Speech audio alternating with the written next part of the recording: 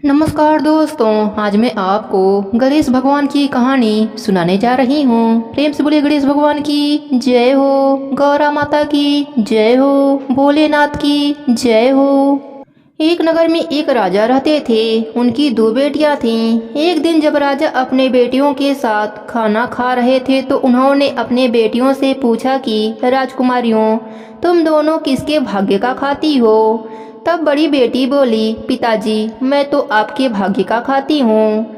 छोटी बेटी बोली, पिताजी, मैं तो अपने किस्मत का खाती हूँ। राजा ने अपने पत्नी की तरफ देखा। पत्नी डर गई। उसने भी कहा कि स्वामी, मैं तो आपके भाग्य का खाती हूँ। तब राजा को बड़ा ही क्रोध आया। उन्होंने कहा, मैं कमाता हूँ, खिलाता हूँ, फिर भी मेरी छोटी बेटी कहती है कि मैं अपने भाग्य का खाती हूँ। मेरी भाग्य से पूरी नगरी खाना खाती है और मेरे ही घर में मेरी ही बेटी कहती है कि मैं अपने भाग्य का खाती हूँ। राजा ने गुस्से में आकर अपने एक मंत्री को आदेश दिया कि जाओ, मेरी बेटियों के लिए दो लड़का ढूंढ कर आओ। मेरी बड़ी बेटी के लिए अमीर से अमीर राजा का पुत्र देखना और छोटी बेटी के लिए गरीब, कंगाल, दुबला पतला लड़का ढूंढना।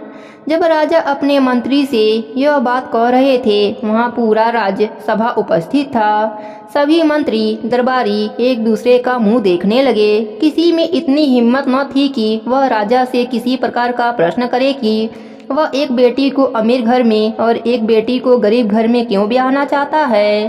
तब राजा की आज्ञा का पालन किया गया। मंत्री ने राजा के कहे अनुसार बड़ी बेटी के लिए राजकुमार और छोटी बेटी के लिए एक भिखारी लड़का ढूंढ लिया। राजा ने दोनों लड़कियों की शादी करा दी। राजा ने बड़ी बेटी को खूब धन दौलत दिया, लेकिन छोटी बेटी को बोरी से सिला हुआ लहंगा चोली पहना दिया। छोटी बेटी कुछ नहीं बोली। दोनों अपने अपने ससुराल चले गए।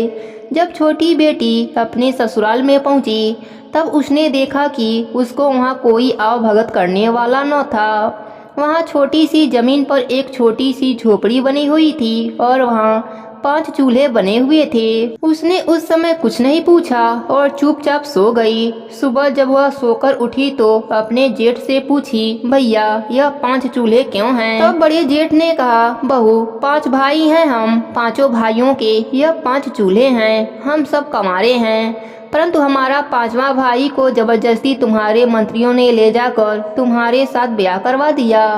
बहू ने कहा, कोई बात नहीं, सबको अपनी किस्मत का मिलता है। जब पांचों भाई झोली उठाकर जाने लगे, तब बहू ने वापस पूछा कि आप सब कहाँ जा रहे हैं? पांचों भाइयों में से केवल बड़ा भाई ही समझदार था। बड़े भाई ने कहा, बहू, हम भीख मांगने जा रहे हैं, हम भिखारी हैं। उस समय भी बहू कुछ नहीं बोली। उसने कहा, ठीक है, आप जाइए। पांचों भाई भीख मांगने चले गए। पीछे से बहू ने पूरे घर की सफाई करी। कुंवारी गाय के गोबर से पूरा आंगन लीपा और बड़े जेठ के चूल्हे को छोड़कर सभी चूल्हे को वहां से हटा दिया।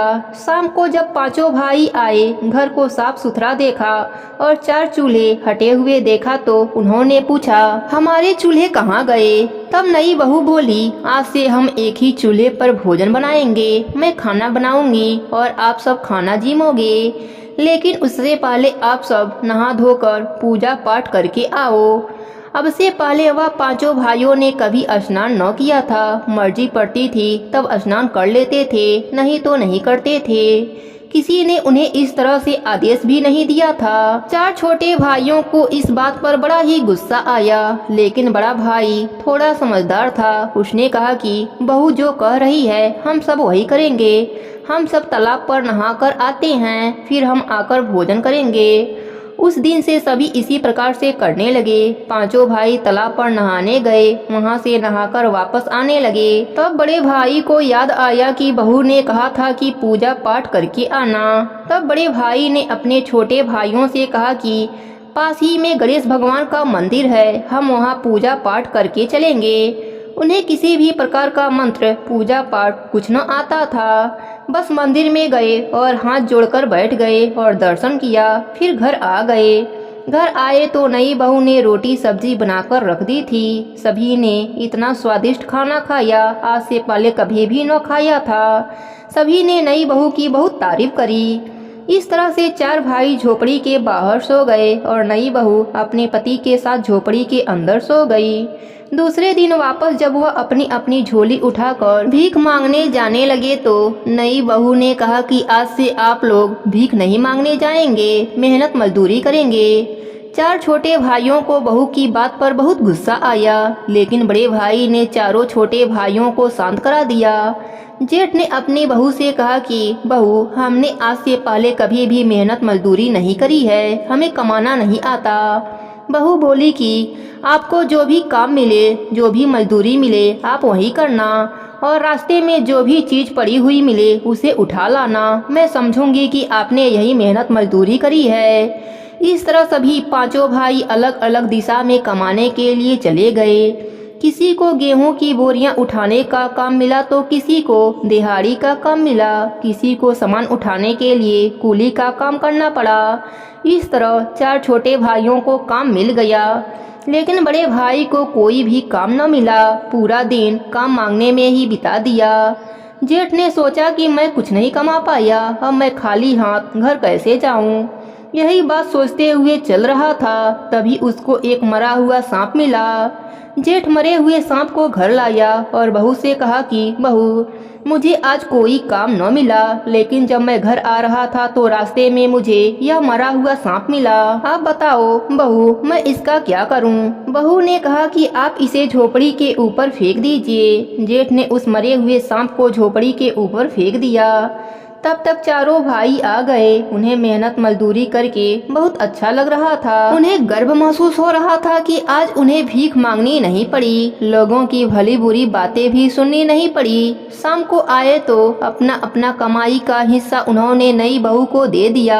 सभी वापस तालाब पर नहाने चले गए। तालाब पर नहाकर वह मंदिर में दर्शन किया, घर आकर खाना खाया और सो गए। अगले दिन वापस सब अपने अपने काम के लिए चले गए। दूसरे दिन भी बड़े भाई को कोई काम नहीं मिला। बड़ा भाई उदास व दुखी हो गया था कि मुझे कोई काम नहीं देता है। दूसरे दिन उदास मन से जब घर आ रहा था तो उसका पाँव गोबर में पड़ गया। वह घर आकर बहू से कहने लगा, बहू, आज भी मुझे कोई काम नहीं मिला, लेकिन मेरा पाँव गोबर में पड़ गया था, अब मैं क्या करूं? बहू ने कहा, भैया, आप अपने पाँव को झोपड़ी के देहरी से पोंछ लीजिए। इस तरह कई दिन निकल गए। एक दिन उस राज्य के राजा की रानी का हार, जो कई करोड़ का था, जब रानी स्नान कर रही थी, हार को उन्होंने उतार कर रख दिया था। वह हार चील लेकर उड़ गई। पूरे राज दरबार में सभी दरबारी मंत्री उस चील के पीछे पीछे भागने लगे, लेकिन किसी के हाथ में वह चील नहीं आई। देखते ही देखते चील किस दिशा में उड़ गई, किसी को पता भी न चला। जब वह चील उन पांचों भाइयों के झोपड़ी के ऊपर से उड़ी तो उसे वहां मरा हुआ सांप दिखाई दिया। तो चील ने हार को उसकी झोपड़ी पर गिरा दिया और सांप को लेकर उड़ गई। इधर राजा ने पूरे नगर में ढिढोरा पिटवा दिया कि जिसे भी रानी का हार मिले वह लाकर राज दरबार में जमा कराएगा तो उसे मुंहमांगा इनाम दिया जाएगा। इधर शाम को जब पांचों भाई झोपड़ी में आए तब बड़े भाई का नजर झोपड़ी के ऊपर चमकती हुई किसी चीज पर पड़ी। जेठ उस चमकती हुई चीज को लाकर बहू को देता है। तब नई बहू हार को देखकर पहचान जाती है कि यह हार तो नगर के राजा का है। नई बहू ने राजा के द्वारा आदेश को सुन लिया था। नई बहू ने अपने जेठ से कहा कि भैया, यह हार ले जाकर आप राजा को दे दीजिए। जब राजा आपसे कुछ कहे तो आप कहना कि मैं अपने भाई की पत्नी से पूछकर बताऊंगा। जैसा नई बहू ने कहा, जेठ ने वैसा ही किया। बड़े जेठ ने हार ले जाकर राजा को दे दिया। राजा हार देखकर बहुत खुश हुआ। राजा ने कहा, मैं अपने वचन का पक्का हूँ, तुमने रानी का हार लौटाया है, इनाम में जो तुम मांगोगे मैं वही देने के लिए तैयार हूँ। तब जेठ बोला कि राजा जी, मुझे मांगना नहीं आता है, मैं अपने भाई की पत्नी से पूछकर बताऊंगा। राजा ने कहा, जैसा तुम ठीक समझो। जेठ वापस घर आया और घर आकर बहू को पूरी बात बताई। तब बहू बोली कि आप राजा जी से कह देना आपके महल में और पूरी नगरी में कोई भी दीपक न जलावे, सब अपने अपने घरों में अंधेरा रखे। बस यही मेरी इच्छा है और मुझे कुछ नहीं चाहिए। राजमहल में जाकर राजा को यह बात कह दी। राजा ने कहा ठीक है, अगर तुम्हारी यही इच्छा है तो यही सही। इधर रोज बहू अपने झोपड़ी में दीपक जलाया करती थी, एक भी कोना अंधेरा नहीं रखती थी। बहू ने पूरे घर में सुंदर मंडले बनाई थी। गणेश जी की दरबार सजाती, गणेश पूजन के लिए थाल सजाकर रखती और पांचों भाई को खाना देकर सुला देती। लेकिन बहू रात भर जागती रहती और गणेश भगवान का जप कीर्तन करती रहती। एक दिन गणेश भगवान उस नगरी में उतरे और जहाँ भी जाते उनको ठोकर लग जाती। तब गणेश भगवान जगमगाती हुई उस झोपड़ी के दरवाजे पर जाकर दरवाजा खटखटाने लगे। अंदर से बहू ने पूछा कौन है? गणेश भगवान बोले कि मैं इस घर का दामाद हूँ। तब बहू ने कहा हमारे घर में आपके लिए कोई जगह नहीं है, हमारे घर में खाने के लिए अन्न की कमी है, हम आपको कहाँ से खिलाएंगे। थोड़ी देर बाद गणेश भगवान ने फिर दरवाजा खटखटाया। बहू ने कहा कि कौन है? गणेश भगवान ने कहा कि मैं इस घर का बेटा हूँ। लेकिन बहू ने दरवाजा नहीं खोला। तीसरी बार गणेश भगवान ने फिर दरवाजा खटखटाया। बहू ने कहा कौन है? गणेश भगवान ने कहा कि मैं इस घर का बेटा हूँ और 7 पीढ़ियों तक यहीं रहूंगा, अब तो दरवाजा खोल दो, बाहर बहुत अंधेरा है। बहू ने तुरंत दरवाजा खोल दिया। जैसे ही गणेश भगवान ने दहली के ऊपर पाँव रखा, उनकी झोपड़ी एक सुंदर महल में बदल गई। नई बहू ने भगवान के लिए स्वागत के लिए पहले से ही थाल सजाकर रखा था। बहू ने गणेश भगवान की आरती करी और उन्हें पाटे पर बैठाया। उसका घर अन्य धन से भर गया। वह नगर के सेठ कहलाने लगे और बहू को सभी सेठानी के नाम से बुलाने लगे। गणेश भगवान की कृपा से उनका चारों तरफ कारोबार फैल गया। हर जगह उनकी चर्चाएं होने लगी। वह पांचों भिखारी अब केसर कस्तूरी का व्यापार करने लगे। इधर राजा की बड़ी बेटी का सब कुछ ठप हो गया। उसके कारोबार में घाटा लग गया। एक समय की रोटी खानी मुश्किल हो गई। उन्हें अपना सब कुछ बेचना पड़ा। वह कर्जे में डूब गए। तब राजा की बड़ी बेटी को उसके सास ससुर ने घर से निकाल दिया और कहा कि तुम हमारे घर के लिए कलंक हो। तुम जब से मेरे घर आई हो तब से हमारा सब कुछ ठप होता जा रहा है। राजा की बड़ी बेटी घर आ गई और उसने आकर अपना और अपने परिवार का हाल बताया तो राजा बहुत ही दुखी हुआ। राजा ने सोचा कि इसकी ऐसी हालत है तो छोटी बेटी के क्या हाल होंगे। वह पता नहीं जिंदा भी है या मर गई है। एक दिन राजा ने एक व्यापारी का भेष बनाकर छोटी बेटी के गांव में पहुंचा और गांव में घूमते ही जोर जोर से आवाज लगाने लगा, केसर कस्तूरी ले लो, कोई केसर कस्तूरी ले लो। जब राजा आवाज लगा रहा था तब राजा की छोटी बेटी ने अपने पिता की आवाज को पहचान ली।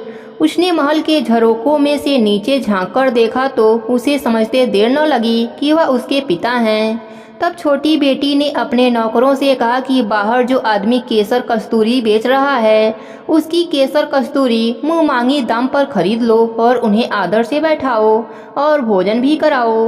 नौकरों ने वैसा ही किया।